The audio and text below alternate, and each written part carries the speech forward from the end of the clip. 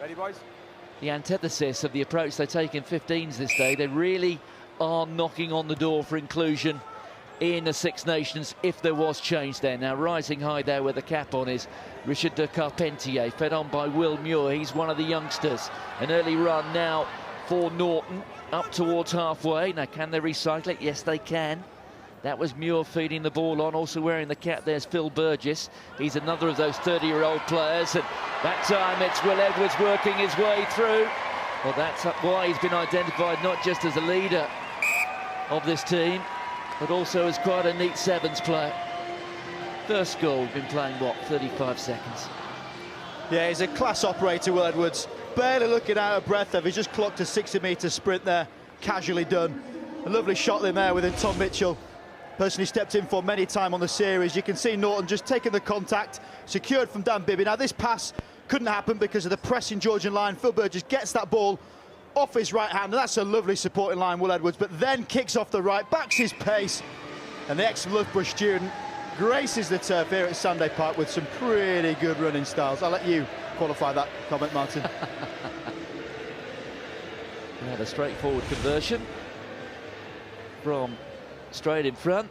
There is the try scorer. 7 points to nil. England getting off to pretty much the perfect start. Well, we talk about the attributes of sevens players, and well, we talk about basic speed, and that's not gone 10. Free kick. That's an error, and so often in this game, and it's very much a difference, I think, between the 15s format and sevens. A relatively innocent error like that, well, it's committing a cardinal sin in sevens. Handing over possession, the ball there onto Svanitsa, cutting inside is Karashvili. Good little break going through the middle there, and they're playing some decent rugby here.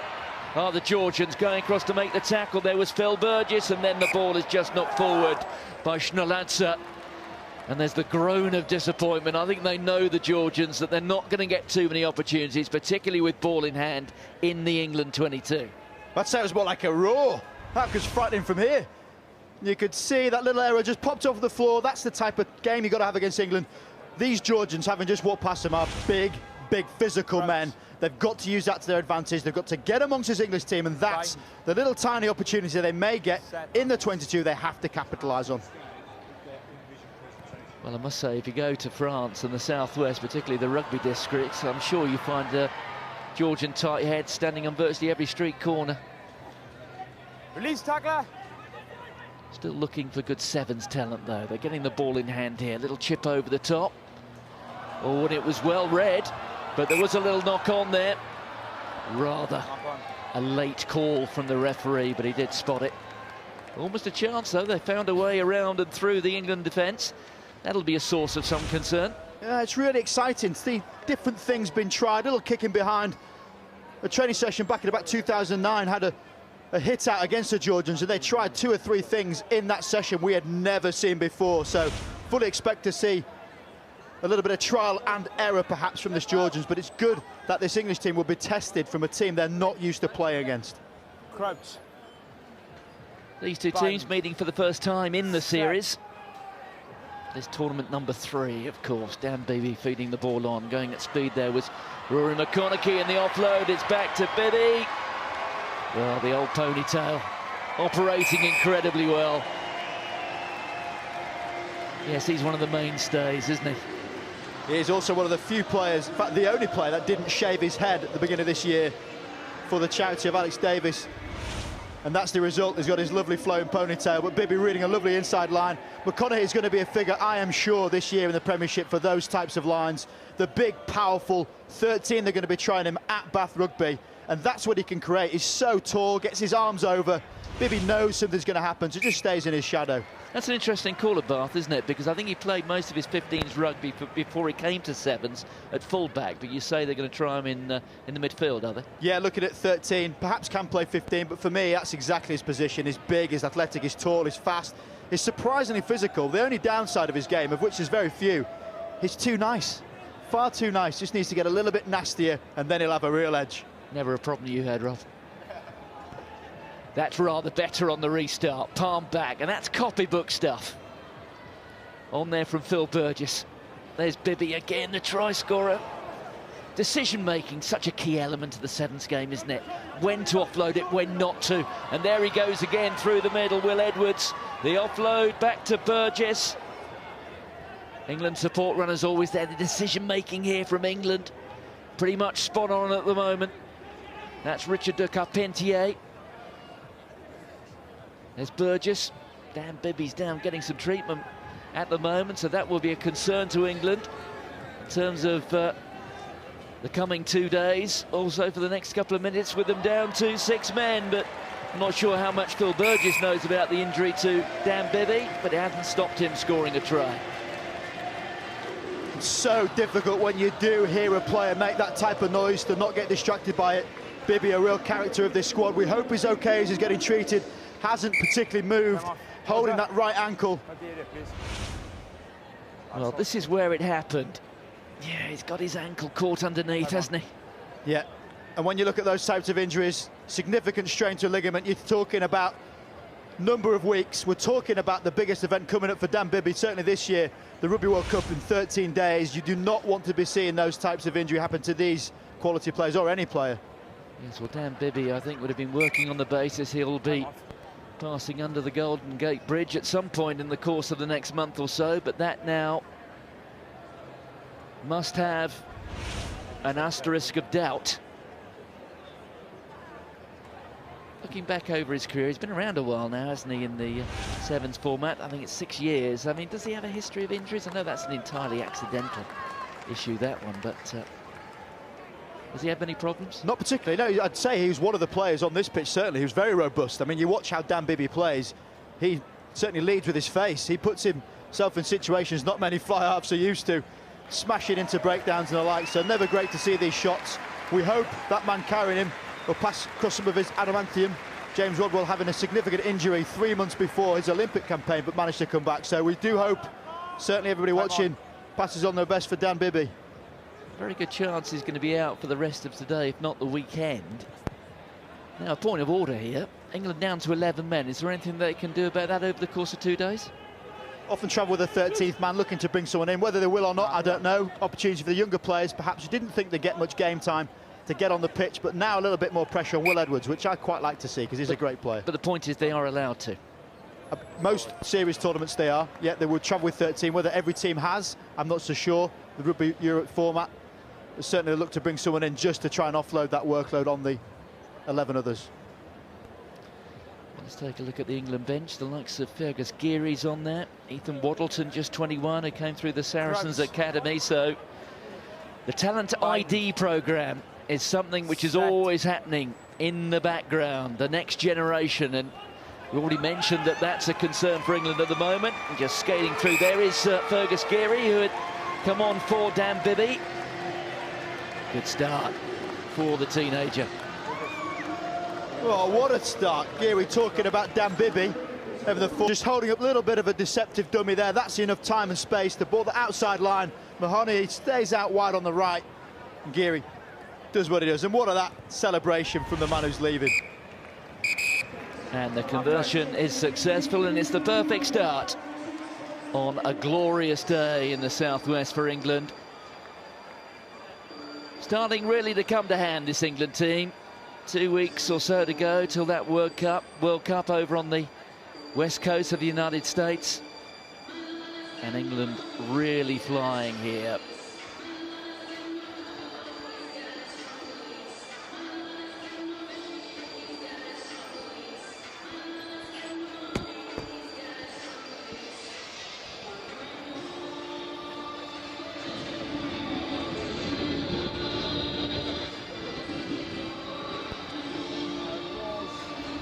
Off you come, and we'll just leave it at that for the moment. So we'll go with a little bit of 6 for a little bit of time. Yeah. Okay? Good? Yeah. Defensively, we got, what do you reckon? I think we can be a bit braver. Like? When? It's when we identify that we're numbers up. Yeah. So we've got to scan that really early, because then as soon as we scan it, let's go. At the moment we're sort of waiting, and we're almost thinking, oh, we're numbers up, but it's too late then. And because we're waiting, we're hitting them with our chest, and it's just easy fence. My instinct was we had on centre field, we suddenly went into right centre field and now going to drop off, but we were numbers up, and I was like, go and get them, sort of thing, just go and get them. That's centre field penalty, we just don't over chase him too early, didn't we? go straight and then put them out, put them out. I think what we've got to do is we've got to number up that middle first, okay? Because at the moment, sweeper's going to be marking one of the ends. At the moment, we've got one guy on the middle and then a guy to the left. So number up early in the middle. A few changes in plans necessary for England here with Dan Bibby off now. He's a big character to lose. He brings individual talents. In terms of reorganising the squad so early over the course of 2 days, there is a big hole to fill. There is a big hole to fill, and a little bit more pressure perhaps on Tom Mitchell, who didn't think he was going to be clocking a huge amount of minutes this weekend. So certainly the younger players have to step up, Geary. The rest of the team will have to account for not having Dan Biddy's creative talents on the pitch. But certainly it's no more challenging they get on every single series event, where you could be down to sometimes 9 or 10 players on the second day of activity. The players are used to it. It's about how you best adapt and best cope. So England already away and clear in this match, although we did see a little bit earlier what a match that was when Portugal racked up 19 points in the first half, conceded 24 without scoring any against Wales in the second. It was quite a comeback. So that serves to illustrate just how important it is to be on your mettle for all 7 minutes, even when you have what seems to be a very significant lead. 2 tries can be scored in half a minute in this format. And the restarts play a massive part of that as well, Martin. You score, you get to restart, you can keep the ball, keep possession, keep momentum, but also keep the scoreline changing. So England know that. They've got the ball back now. And it's up to Fergus Geary to try and create any type of opportunity for Dan Norton. And often a metre is all he needs. Talk about those restarts. Presumably you have set plays. How many do you tend to have? How many would England? How many different options do they have for a restart? Well, many. We're looking at 3 or 4 set ones. You want to compete in the middle, try and compete out wide, or perhaps go deep. We've seen all of those restarts thus far, and it's just a great form of keeping possession. Physicality being shown there by de Carpentier. That is Will Muir, one of those youngsters. I say the youngsters, the England Academy members. Little show and go, and look at Will Edwards. Well, he's perfectly built for this format. Explosive out of the blocks, figuratively speaking. Very quick over the first 5 metres. And not too slow after that either. Well, critique from a former Olympian there. What more do you need? Will Edwards looking sharp as he started. And that is so important. This England team is staying with 6 men. So the players that are on the pitch are playing a lot more role within the team. De Carpentier taking a shot, bouncing off it, keeps the ball alive. Now this is all about getting the ball back to the space. You can see 4 Georgians in shot, therefore the space is out wide. Edwards bounces off the right, skirts around the outside. Great identification of space, but what execution. Absolutely determined, only has eyes for the line, doesn't he? England into the 30s. Making alterations, Dan Norton's going off. We're just doing a head count, actually. Rodwell's on. How many players have they got out there? They only appear to have 6 at the moment. Yeah, Simon Amo's done this before. He tries to challenge the players in certain ways. One way of challenging them is to play with less men. So they're finishing this game with 6. Is that a physicality issue or learning to be creative? A bit of both. Well, not so much creation there as delivering it on a plate. Easy for Ethan Waddleton.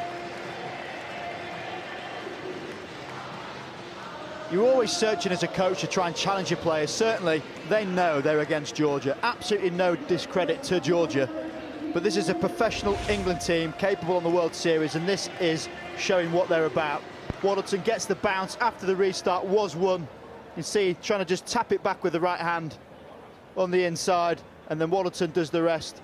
Little decoy, gets him on the outside, and he flies through. So you challenge yourself physically by having 6 men on the pitch, and also with structure. I think it's a really good idea from Simon Amo. Tough on the players, but better for them long term. Tom Mitchell, the Great Britain captain at the Olympic Games in Rio, there with the attempt at the kick.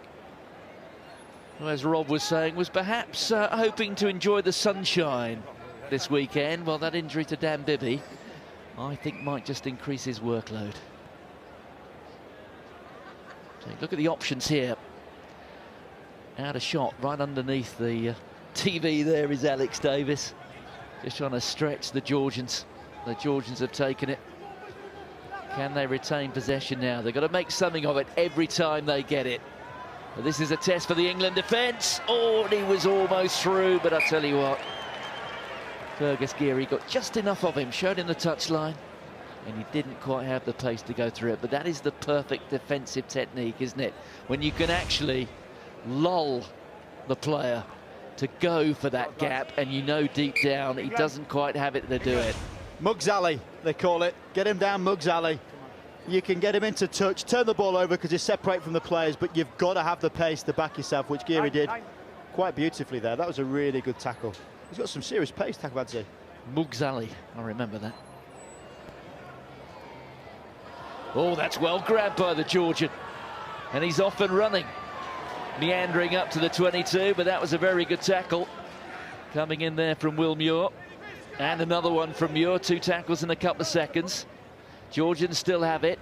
Spinning the ball out wide, they're trying to find Tabuzadze. There is Tabuzadze, the little offload inside, and there's just a chance here for Snagitza. Look at Rodwell over the ball, though. Absolutely locked over it.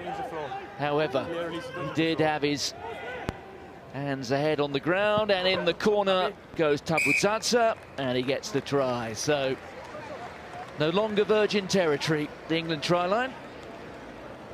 And it would be that man. How good has he been this last 2 minutes? Tabuzadze's come off the bench. He's tried to run round Fergus Geary on the left. He's now found himself popping up on the right and shown a bit of invention at the penalty. Takes the tack quickly after it getting penalised against James Rodwell. Sadly, of all players in the world, his hands are probably more noticeable than anyone else's. And Tabuzadze's not hanging around. He taps it, backs his chances on the outside and scores it nicely in the corner. So the conversion not successful. 1 minute to go, 36 points to 5. England are away and clear, unassailable. And if you are new to the 7's format, well, this is one of those law variations which I'm sure has been mentioned already today, but if you score the try, you do perform the restart. Rodwell rising high. That was almost as if leaping under a basketball hoop. Look at the support there. It really is military precision from England. And there was a great step and a bit of power there from Muir. Had a good game so far. Here's Mitchell. The offload, the support is always there for England. And you could see there Alex Davis was tracking alongside Fergus Geary just in case he was required. He wasn't. But that is what a well-oiled machine does. 3 is the magic number in terms of support. You got the ball carrier. There's 1, 2 people in the slipstream, staying behind their wake, knowing you're going to get chances.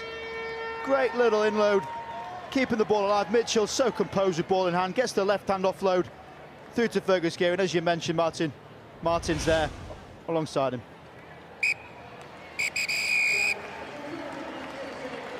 Well, England into the 40s. Your thoughts, Rob? Looking rather impressive. Really impressive. This is a fully loaded England team that have come into it. Previously on the Rugby Europe events has not been the case, with the academy players coming